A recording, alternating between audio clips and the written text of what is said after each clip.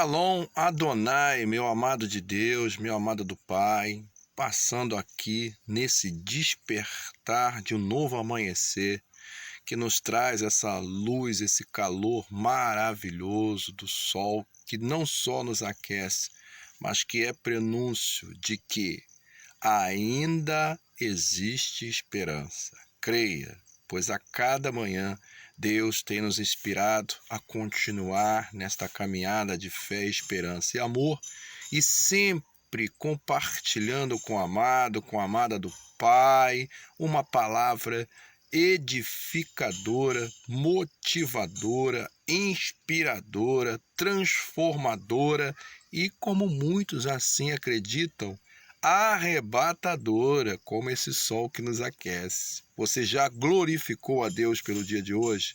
Então vamos compartilhar uma breve reflexão para que possamos evitar de nos envolver nas armadilhas que nos levarão ao constrangimento e à frustração, tanto nossa quanto aqueles que acabarão sendo envolvidos nessa rede perigosa, sim.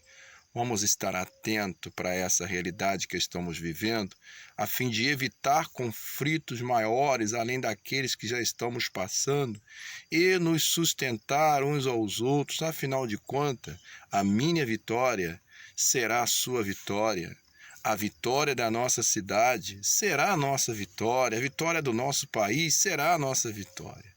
Queremos todos que esta pandemia passe e queremos, após a passagem dela, termos vigor para continuar lutando, acreditando que existe sim esperança.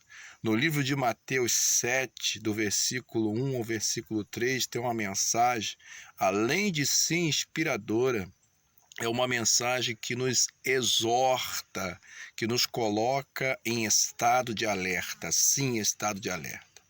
Quantas vezes nós, porque eu me incluo nessa realidade, sou oriundo de uma comunidade, de uma família, de um lugar aonde muitos olharam e afirmaram, daí não vai vingar ninguém, como fizeram com Jesus Cristo. Ele veio lá, pode vir alguma coisa boa da cidade de Nazaré? Sim, trataram Jesus com uma certa discriminação. E porventura não é o que tem acontecido hoje no meio da nossa sociedade? Mudaram até o nome típico de favela, colocando comunidade, sim, para tentar disfarçar o tal preconceito. Mas a verdade é que ele ainda está latente. Eu, como sou oriundo de uma conhecida no vulgo popular favela, tinha tudo para dar errado, sim. E ontem, ouvindo o testemunho do nosso reverendo Gerson, com mais de 54 anos de serviços ministeriais, ele falando que ele veio de uma origem humilde, morando 8 pessoas, se eu não me engano, num barraco de estuque feito de barro, feito de bambu, com terra batida, o piso. Tinha tudo para dar errado.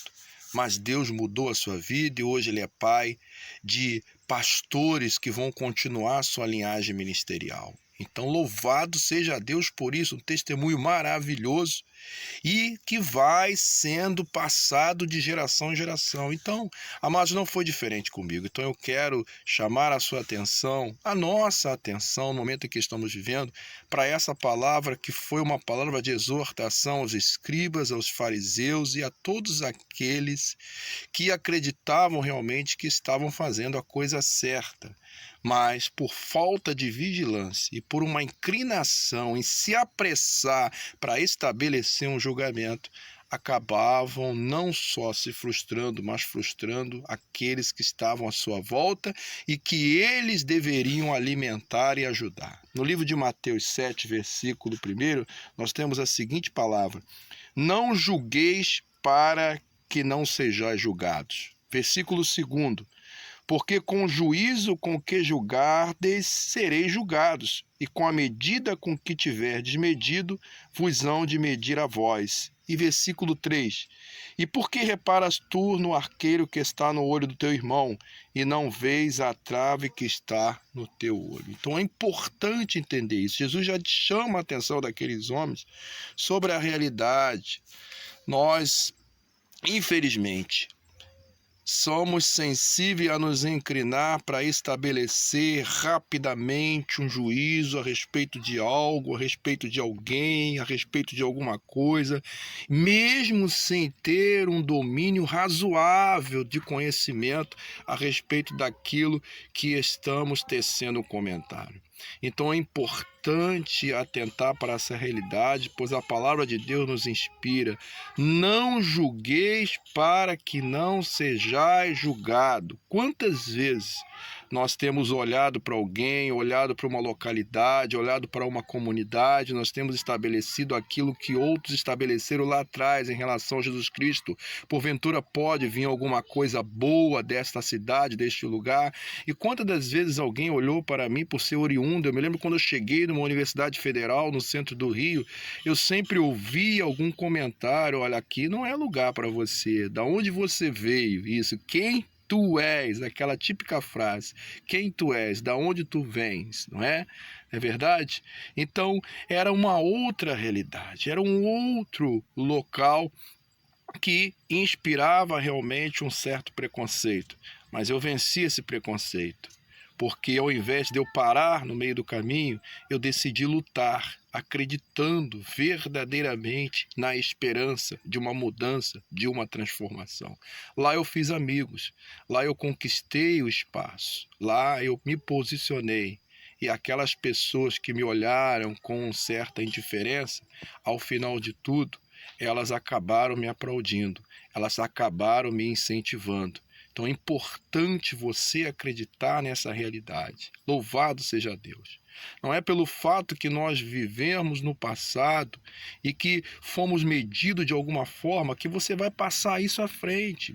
Porque lembre bem, na maneira que nós medirmos, vos medirão a vós outros. Então entenda isso, amados. Se preocupe-se em tomar 3 medidas importantes a fim de que você evite cair nessa cilada, nessa armadilha.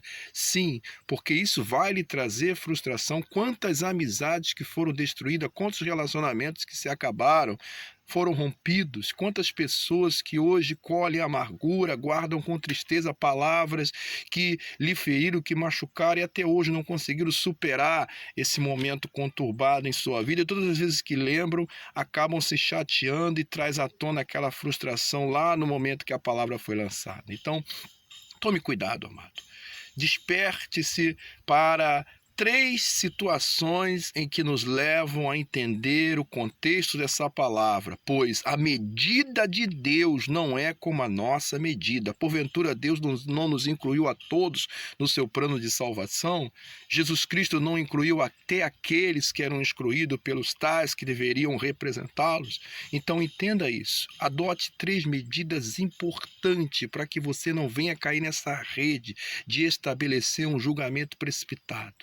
Primeiro, filtre a informação.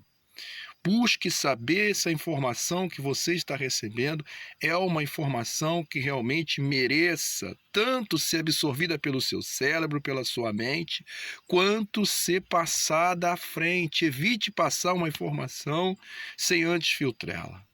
Segundo, aplique essa informação à sua vida. De que forma? Procure colocar-se justamente no lugar, sim. Porque, conforme eu revelei, amados, eu sou oriundo de uma comunidade. Então, todas as vezes em que eu paro para pensar, para questionar, há uma necessidade de eu me colocar no lugar. Como eu reagiria no lugar dessa pessoa? O que eu faria no lugar dessa pessoa? O que eu falaria no lugar dessa pessoa? A forma como eu reagiria no lugar dessa pessoa. Procure ver esse lado, procure entender aquilo que motiva, muito embora seja correto ou não, a seu ponto de vista, seja justo ou não, mas procure ver a motivação, a real motivação que está por trás daquilo tudo, a fim de evitar frustrações e desentendimentos. E terceiro, muito mais importante, sim, é o terceiro, aquilo que você quer que vos façam, faça você primeiro, não é mesmo? Isso. Aquilo que você deseja que façam a você, faça a você primeiro. Porventura você não deseja receber uma palavra de incentivo, uma palavra de motivação, uma palavra de esperança, uma palavra de consolo, uma palavra de conforto. Porventura você não necessita, você não espera receber palavras de amor, palavra de incentivo, palavra inspiradora. Isso. Porventura você também já não andou perambulando pelas vielas da vida, pelos descaminhos, isso, errante como ovelha que não tinha pastor, e em determinado momento alguém estendeu a mão e te socorreu, alguém fez por você o que você pode fazer por tantos quantos o Senhor colocar no seu caminho. Então reflita nisso, pense, filtre a informação. Tente entender, sim, a real motivação por trás dessa informação.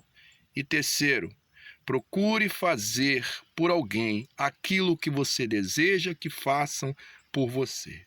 Amém? E aí nós vamos encerrar com o terceiro versículo. E por que reparas tu no arqueiro que está no olho do teu irmão e não vês a trave que está no teu olho? Então evite, filtrando, evite. Se colocando na posição, entendendo que nós temos problemas demais para acertar, sobretudo agora, no momento de isolamento, estamos sendo colocados no interior dos nossos lares, da nossa casa, para restabelecer o culto doméstico e ter confrontamentos sobre a realidade dos nossos relacionamentos dentro do espaço que nós vivemos, que é o seio familiar. E quantos relacionamentos precisam ser restaurados? E quantas arestas precisam ser reparadas? Ou, de outra forma, podemos exemplificar. Se pararmos para analisar e para refletir, vamos ver que existem muitas traves que precisam ser recolhidas dos nossos olhares, das nossas próprias vidas. Vamos nos ocupar tanto a isso e evitar estabelecer um julgamento precipitado e cair nessa rede perigosa que vai nos levar à frustração e conflitos que vão romper relacionamentos. Então, se perceba, amados, que enquanto você se ocupar com a trave que está no seu olho, com as dificuldades que você tem que enfrentar, quem sabe você encontrando solução para os seus problemas vai conseguir filtrar tudo isso e no final de tudo vai conseguir dar aquilo que realmente você deseja receber, que é uma dose de esperança a cada manhã, uma dose de esperança em tempos oportunos. E que o Senhor nos sustente, que o Senhor nos fortaleça, para que juntos possamos sair dessa situação melhores do que entramos. Se antes entramos desacreditados, vamos sair acreditando muito mais no poder da mudança, da transformação, sobretudo baseada nas atitudes, isso, na ação. O que eu quero para o meu próximo, ou melhor, o que eu quero para mim, eu devo querer para o meu próximo, para que a sociedade receba também essa manifestação de solidariedade, possa ser influenciada e todos juntos possamos vencer esse momento e, em nome de Jesus, restabelecer as nossas atividades, funções e, sobretudo, voltar a dividir e compartilhar a vivência em sociedade e o calor humano. Então, lembre-se que lá atrás, uma palavra proferida, pode vir alguma coisa boa de Nazaré, veio Jesus Cristo, o Messias, que nos alcançou a todos. Louvado seja Deus. Pode vir alguém, certamente, do lugar da onde você veio, da condição que você veio, da onde você saiu. Sim, estamos vivos. Eu sou a prova real de que Deus pode fazer sim, para no final de tudo, Ele afirmar, olha, você não pode, mas eu posso. Você não fez, mas eu fiz, eu faço, eu farei. Sim, louvado seja Deus. E no final de tudo, devolvermos a Ele toda a honra, toda a glória e toda a adoração.